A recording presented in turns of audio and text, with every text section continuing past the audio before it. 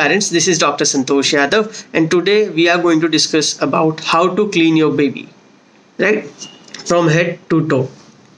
So जैसे ही आपका baby delivered होता है, आप नोटिस करेंगे कि आपके बेबी के शरीर में वाइट कलर का एक पेस्ट जैसा क्रीमी लेयर होगा जिसको हम वर्निक्स कहते हैं. अब ये एब्सोल्युटली नॉर्मल रहता है, इसको क्लीन करना नहीं है. क्यों? बिकॉज ये आपके बेबी को गर्मी देता है. ये नेचुरल है. जब बच्चा बाहर आता है तो वातावरण में वो टेम्परेचर उसको बहुत ठंडी ना लगे, बहुत ज़्यादा उसको इश्यूज़ ना हो, वो प्रिवेंट करने के लिए वो आता है जिसे हम वर्निक्स कहते हैं. तो वो उसको प्रोटेक्ट करता है from cold, from infection, right. तो वो नॉर्मल है. तो डोंट फोर्स योर डॉक्टर तो इसको क्लीन करके दो 4 to 6 आवर्स. जब तक आपका बेबी एकदम एक्लिमेटाइज या सेटल नहीं हो जाता वातावरण में तब तक वो रहे तो कोई दिक्कत आता नहीं है. उसके बाद बाथिंग कब से करना है? स्टार्टिंग में डू नॉट फोर्स और do not bath your baby जब तक अम्बिलिकल कॉर्ड जो रहता है वो गिर ना जाए. क्यों? बिकॉज पानी अगर अम्बिलिकल कॉर्ड में गया और वो पक गया तो बहुत इशू हो जाएगा. अम्बिलिकल कॉर्ड जो है वो 7 to 10 डेज में गिरता है सूख के. एक बार वो 7 to 10 डेज में सूख के गिर जाए उसके बाद आप अपने बेबी को नहला सकते हैं. नहलाना डेली है, आप डेली भी नहला सकते हैं या फिर ऑल्टरनेट डे भी नहला सकते हैं. कैसे नहलाना है? मेक श्योर करो कि आपका बेबी का जो स्किन है वो बहुत ज़्यादा फ्रेजाइल रहता है, बहुत ज़्यादा नाजुक रहता है. तो उसको रब नहीं करना है या फिर एडल्ट सोप या शैम्पू यूज़ नहीं करना है. बेबी प्रोडक्ट्स अवेलेबल है मार्केट में जो आपके बेबी को सूट हो, आप उससे कर सकते हैं. ठीक है. It should be gentle with lukewarm water और हल्के हाथों से. ठीक है. अब आते हैं हेड टू टो क्लीन कैसे करना है. सबसे पहला आ गया फोरहेड में एक मानता है या बुजुर्ग मानते हैं कि जो फोरहेड का खड्डा रहता है जिसको एंटीरियर फंटनल कहते हैं, उसमें हम तेल भरेंगे तो ही भरेगा, वैसा नहीं होता है. उसका एज रहता है. वो खड्डा क्यों रहता है? खड्डा इसलिए रहता है बिकॉज जब आपका बेबी का ब्रेन बॉर्न हुआ होता है तब ब्रेन छोटा रहता है and by the age of 5 years वो एकदम नॉर्मल एडल्ट के साइज में आ जाता है. ठीक है. तो जब वो ब्रेन बढ़ता है तो वो उसको जगह देता है बढ़ने के लिए. सो उसको साफ कैसे करना है? उसको नॉर्मल आप ल्यूकवार्म वाटर से, जो बेबी का शैम्पू आता है उससे दिन में एक बार या ऑल्टरनेट डे या फिर थ्राइस में 3 दिन में एक बार आप उसको साफ कर सकते हैं. बहुत ज़्यादा ऑयल नहीं डालना है. अब देखते हैं कि प्रिवेंट कैसे करना है. क्रैडल कैप क्या होता है कि जो डैंड्रफ हमें होते हैं वैसे ही डैंड्रफ बेबी में होते हैं. बिकॉज हम बहुत ज़्यादा तेल और ये लगाते हैं तो वो डैंड्रफ बैठ जाते हैं और वो एक परत या लेयर बन जाता है.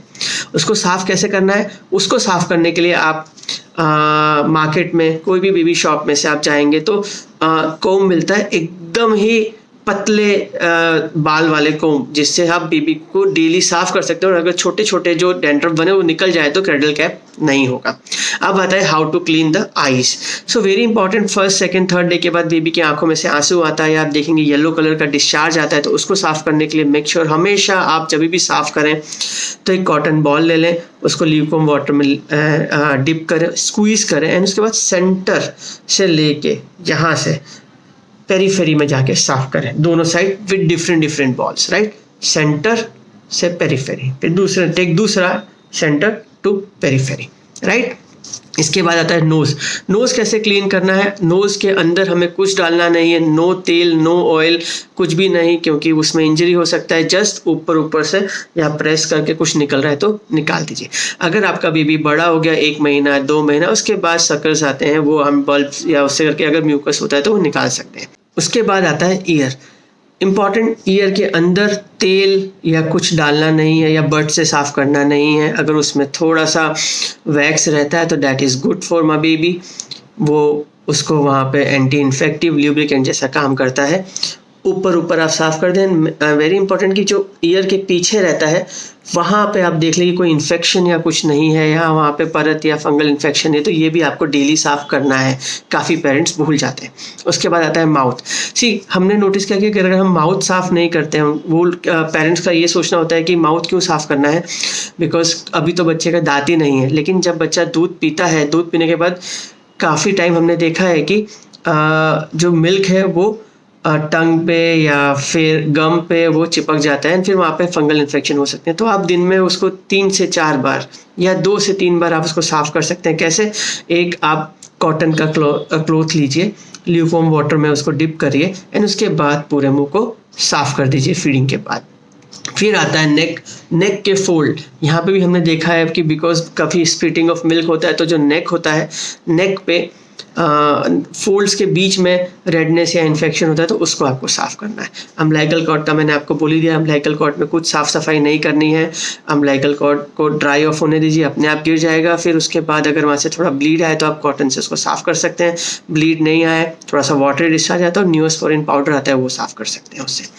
लास्ट एंड वेरी इंपॉर्टेंट आ गया genitals, right, vagina and potty वाला एरिया, उसको कैसे क्लीन करना है। Very important in baby girls कि कभी भी आप क्लीन कर रहे हो तो पॉटी वाले एरिया से चालू करके वजाइना वाले एरिया पे नहीं आना है, क्योंकि पॉटी में जो भी बैक्टीरिया इन्फेक्शन रहेगा वो वजाइना में जाके बेबी को यूटीआई दे देगा। बहुत इंपॉर्टेंट है कि जब भी आप बेबी का जेनाइटल साफ करें तो पहले वजाइना वाला एरिया जो है उसको साफ कर दें एंड उसके बाद आप पॉटी वाले एरिया में जाएं। बहुत इंपॉर्टेंट है, बेबी बॉयज़ में भी आप वही फॉलो करें। Thank you very much. आपको अगर कोई भी डाउट कुछ भी हो तो आप मुझे कमेंट बॉक्स में लिख सकते हैं। Thank you.